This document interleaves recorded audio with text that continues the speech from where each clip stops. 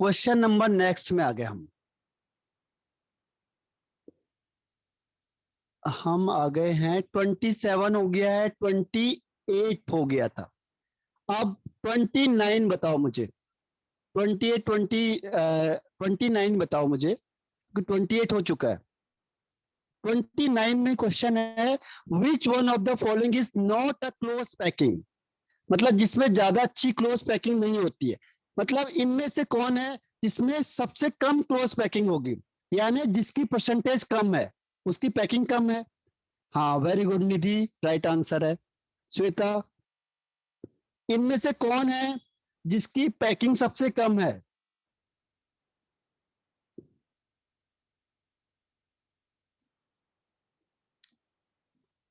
Third one, very good.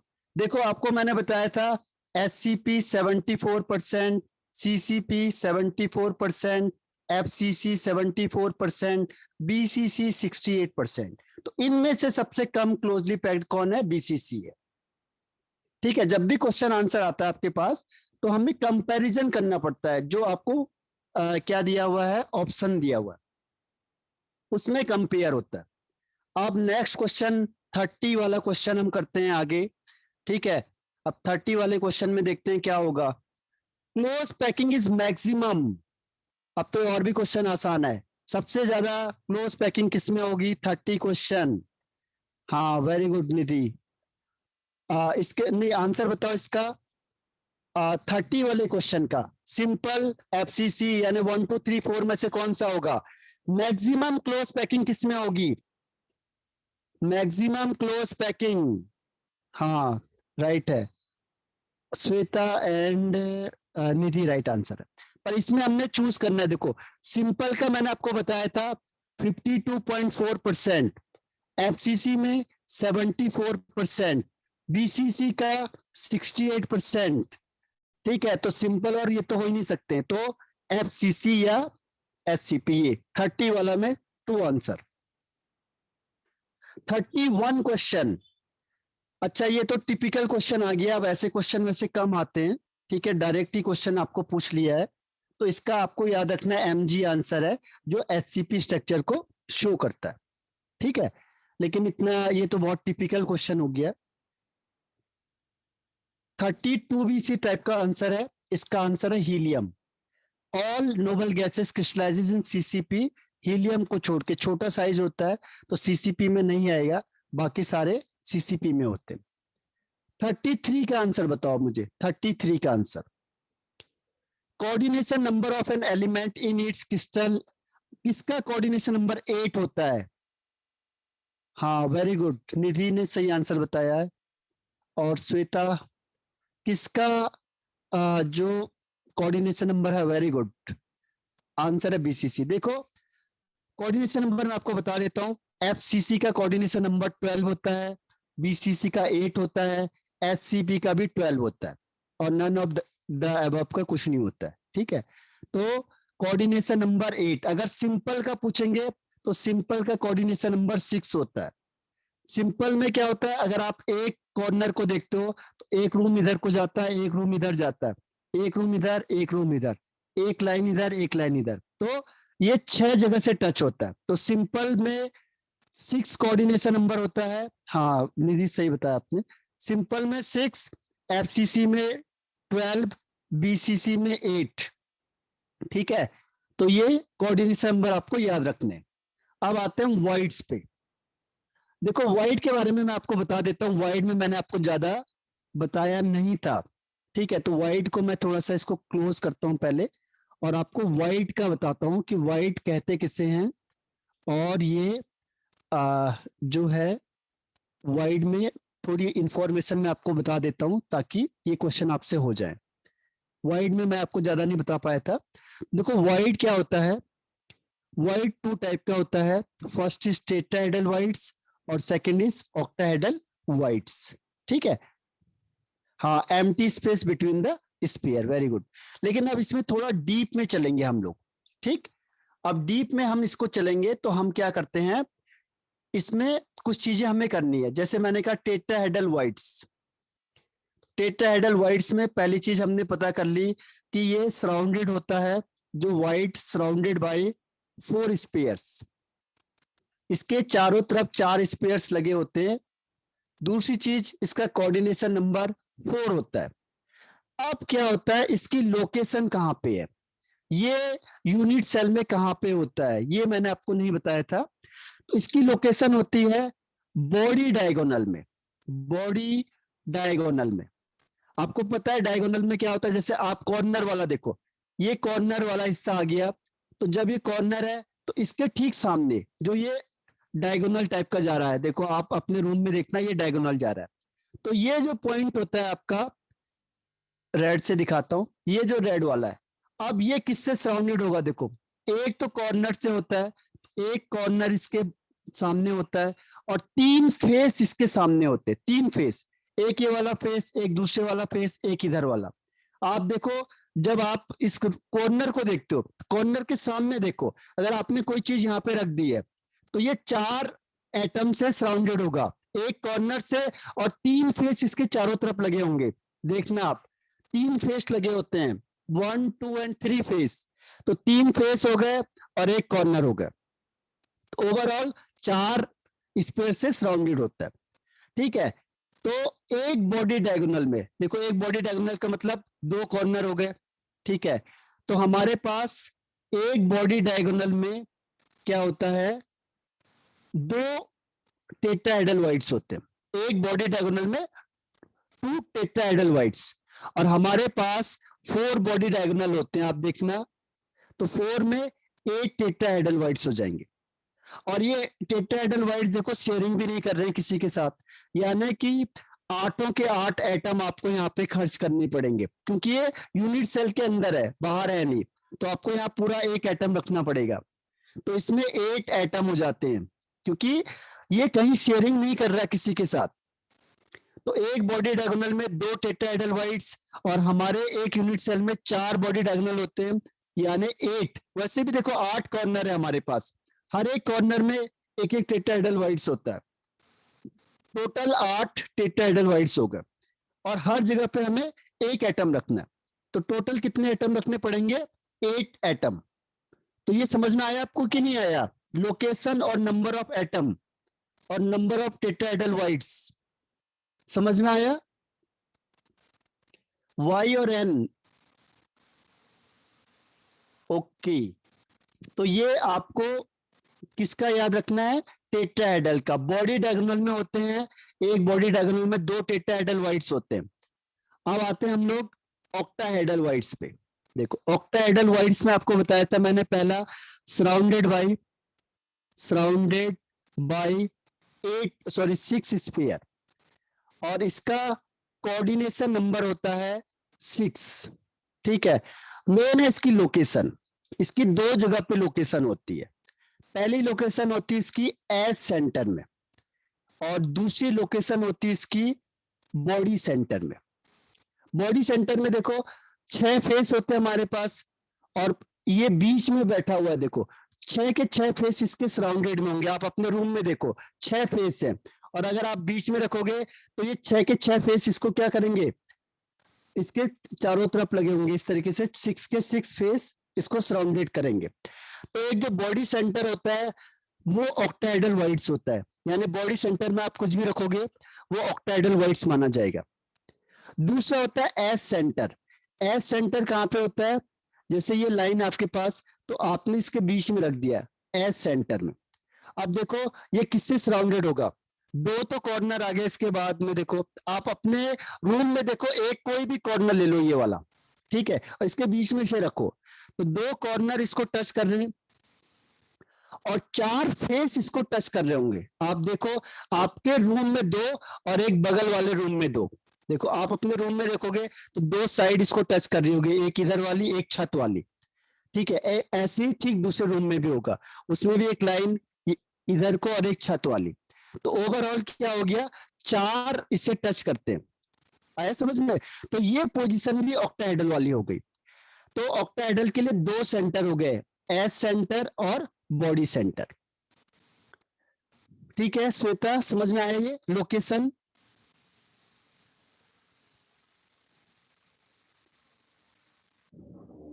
Okay, अब देखो यहां से हमें निकालना है नंबर ऑफ एटम। देखो number of atom, number of atom कैसे निकालेंगे हम, या नंबर ऑफ ऑक्टाहेड्रल वाइड्स के लिए। ठीक है, तो हमने बोला एजेस, तो हमारे पास कितने एज हैं, 12 एज है, और 12 एजेस में क्या होंगे, ऑक्टाहेड्रल वाइड्स होंगे, और वन एज कंट्रीब्यूट करता है 1/4। दूसरा, एक बॉडी सेंटर में रखा हुआ है, तो बॉडी सेंटर का मतलब 1 एटम हम पूरा रखेंगे। तो कितना आंसर आ जाएगा, 4 3 जा 12 प्लस 1, यानी कि 3 प्लस 1 यानी 4। तो 20 जो ऑक्टाहेड्रल वाइड्स हो गए वो कितने हो गए, 4 एटम, और जो टेट्राहेड्रल वाइड्स है वो कितने हो गए, 8 एटम। तो यहां से उन्होंने एक फॉर्मूला निकाला, यहां से उन्होंने क्या फॉर्मूला निकाला कि जितने नंबर ऑफ एटम होंगे, जितने नंबर ऑफ एटम होंगे, हाँ वेरी गुड, तो नंबर ऑफ एटम जितने होंगे वो किसके बराबर हो गए, नंबर ऑफ ऑक्टाहेड्रल वाइड्स के। और जो नंबर ऑफ टेट्राहेड्रल वाइड्स होता है वो हर हमेशा डबल होगा किसके, नंबर ऑफ ऑक्टाहेड्रल वाइड्स के, या फिर 2 इंटू नंबर ऑफ एटम। हम किसकी बात कर रहे हैं यहाँ पे, एफसीसी की। एफसीसी में आपको पता है नंबर ऑफ एटम 4 होते हैं, ऑक्टाहेड्रल भी कितने आए, 4 आए, तो जितने नंबर ऑफ एटम है उतने ही क्या होंगे, ऑक्टाहेड्रल वाइड्स होंगे। और टेट्राहेड्रल वाइड्स हर हमेशा नंबर ऑफ एटम से या ऑक्टाहेड्रल वाइड से डबल होगा ऑलवेज। तो ये फॉर्मूला आपको याद रखना है, इसके बेस पे क्वेश्चन आंसर है आपके पास, एक तो लोकेशन के बेस पे, एक इसके बेस पे। क्लियर है,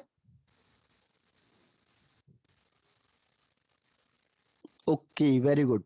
अब देखो इसमें फॉर्मूला निकालने के लिए भी आता है, फॉर्मूला का भी क्वेश्चन आएगा आपके पास। जैसे मैंने कहा ए को मैंने रख दिया 1 सेकेंड ऑफ टेट्राहेड्रल वाइड्स, और बी को रख दिया मैंने एफसीसी में, तो बताओ इसका फॉर्मूला क्या होगा। ठीक है, तो एफसीसी का मतलब आपको ध्यान रखना है कि नंबर ऑफ एटम इसमें एक्स है, तो टेट्राहेड्रल वाइड्स क्या होता है, जितने नंबर ऑफ एटम होते हैं उसका डबल होता है, तो ये हो जाएगा 1/2 इंटू 2x, 2 से 2 कैंसिल आउट हो जाएगा, इसका आंसर क्या आएगा, x आएगा। तो ए और बी दोनों में x और x कैंसिल आउट कर दो, 1/1, यानी इसका फॉर्मूला हो जाएगा ए बी। देख रहे हो आप, तो ये क्वेश्चन आपको फॉर्मूला निकालने के लिए आता है। एक और बता देता हूं आपको, ए रखा उन्होंने ऑक्टाहेड्रल वाइड्स पे, बी रखा उन्होंने 1/4 टेट्राहेड्रल वाइड्स पे, और सी को रख दिया एफसीसी पे। तो बताओ इसका फॉर्मूला क्या होगा। तो मैंने कहा कि एफसीसी में number of atom suppose x है, तो ऑक्टाहेड्रल में भी एक्स होंगे क्योंकि दोनों बराबर होते हैं। टेट्राहेड्रल वाइड्स क्या होता है, डबल होता है, तो 1/4 इंटू 2x, इसको कैंसिल आउट कर दो 2, इसका रेशियो निकाल लो ए बी सी, इसका x 1/2x और ये x, 2 से तीनों को मल्टीप्लाई कर दो क्योंकि होल नंबर में आंसर आना चाहिए। तो क्या आएगा, 2 से मल्टीप्लाई करेंगे तो 2 ही आ जाएगा, ये 1 हो जाएगा, ये 2 हो जाएगा, यानी इसका फॉर्मूला हो जाएगा A2B1C2। तो ये समझ में आया आपको, नहीं आया, ये फॉर्मूले में भी आता है आपके पास, यस या नो। ओके श्वेता,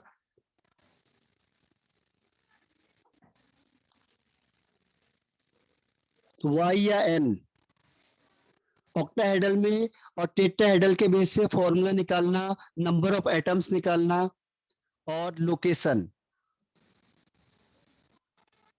आ गई या नहीं आई,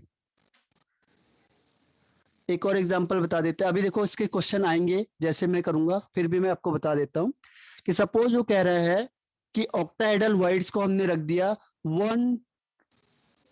1/2 ऑफ ऑक्टाहेड्रल वाइड्स, इसको हमने रखा ए में, बी को रख दिया मैंने 1/6 ऑफ टेट्राहेड्रल वाइड्स, और सी को रख दिया मैंने एफसीसी पे। तो बताओ इसका फॉर्मूला क्या होगा। अब ध्यान रखो, आपको एफसीसी या ऑक्टाहेड्रल वाइड्स दोनों में नंबर ऑफ एटम सेम होते हैं, एफसीसी में एक्स मान लो, ऑक्टाहेड्रल वाइड भी क्या होगा, एक्स हो जाएगा। फॉर्मूला क्या है ध्यान रखना, नंबर ऑफ एटम जितने होंगे नंबर ऑफ एटम उतने ही ऑक्टाहेड्रल वाइड्स होंगे। तो नंबर ऑफ एटम एफसीसी में एक्स हैं तो ऑक्टाहेड्रल वाइड भी एक्स हो गए, लेकिन वो कह रहा है हमने तो 1/2 में ही रखा है तो 1/2 हो गया। टेट्राहेड्रल वाइड्स क्या होता है, जितना नंबर ऑफ एटम होगा उसका डबल होगा, तो 1/6 इंटू 2x, और इसका हो गया x। अब इसको सिंपल कर लो, अब इसे कटिंग कर दो यहाँ से, 2 1 जा 2 3 जा, ठीक है।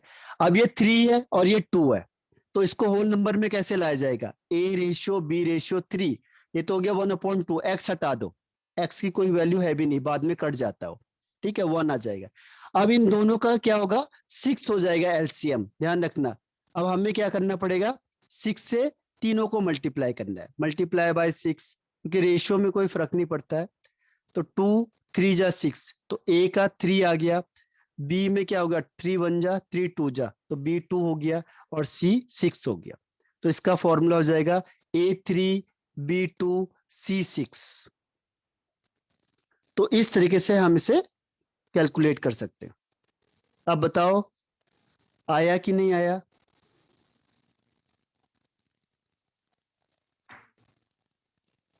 हाँ ओके निधि और श्वेता, ओके। अब देखो इसके क्वेश्चन आंसर करते हैं हम लोग।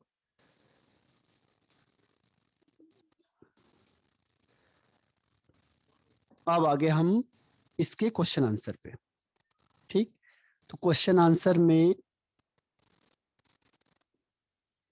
दिमाग लगाना आपने। फर्स्ट क्वेश्चन पढ़ो, देखो, टेट्राहेड्रल वाइड्स, एक मिनट, हाँ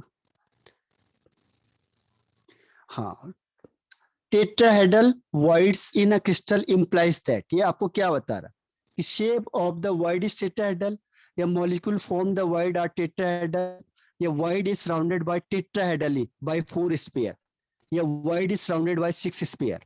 बताओ क्या आंसर होगा इसका। हाँ very good Nidhi and Shweta, very good. तो ये बताता है टेट्राहेड्रली लगे होते हैं और ये 4 स्फीयर से सराउंडेड होता है। 35 question, closest packed lattice the number of octahedral wides. देखो अभी मैंने बताया, अभी मैंने आपको पहले बता दिया कि number of octahedral site as compare to tetrahedral ones will be, क्या होगा 35 का आंसर। ऑक्टाहेड्रल वाइड बताना आपने, टेट्राहेड्रल वाइड के कंपैरिजन में क्या होगा, डबल होगा, इक्वल होगा, हाफ होगा, या 1/4 होगा। अभी मैंने आपको इसका बताया था फॉर्मूला।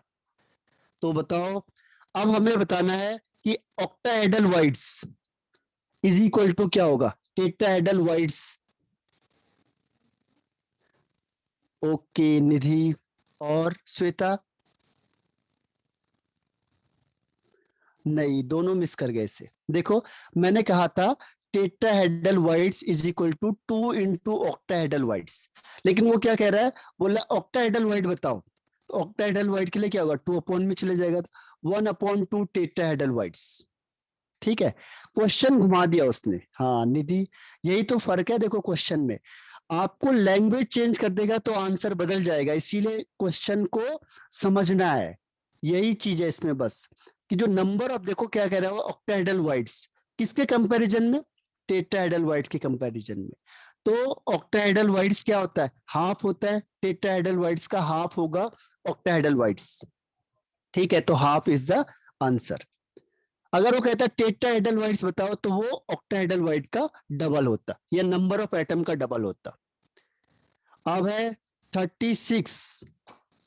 अब मैंने आपको बताया था, देखो कोऑर्डिनेशन नंबर, कोऑर्डिनेशन नंबर क्या होगा, ऑक्टाहेड्रल वाइड्स का कोऑर्डिनेशन नंबर, होल या वाइड एक ही बात है, ऑक्टाहेड्रल वाइड का कोऑर्डिनेशन नंबर। हाँ निधि ने सही बताया है, श्वेता राइट, वेरी गुड, दोनों ने सही बताया आंसर 6, ठीक है।